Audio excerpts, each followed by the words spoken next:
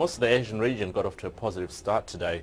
This was really triggered by some solid gains in the US, despite some fairly hawkish comments coming out of the FOMC meeting minutes. It seems the Fed's quite happy with the way the economy is tracking at the moment, particularly in the labour market. And of course, it actually went as far as saying if the labour market continues to track ahead of expectations, then we can expect some tightening earlier than what the market is expecting. Despite this, I think markets were quite happy to keep extending their gains, with the S&P coming within touching distance of its record highs. Now, this move really did benefit the US dollar as well. We've seen some very good gains for the greenback, particularly against the yen, which has now traded at its highest since April. And this has really helped the Nikkei outperform the region today with a gain of about 0.8%.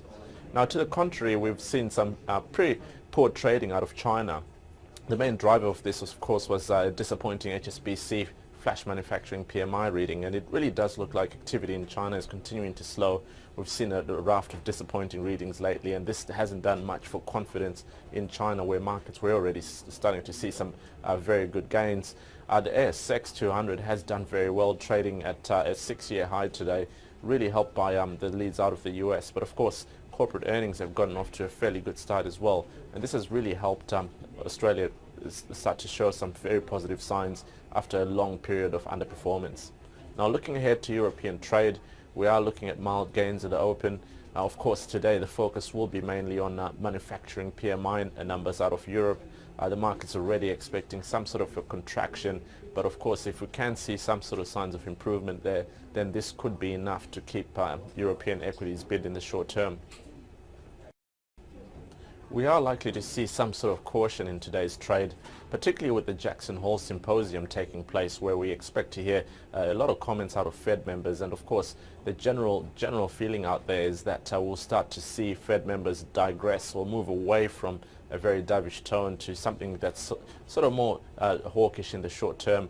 Of course, a lot of metrics in the US economy have shown some very good signs of improvement, and a lot of Fed members have also voiced their opinion about starting to look at raising rates sooner than what the market's expecting, in line, of course, with how economic data is progressing at the moment.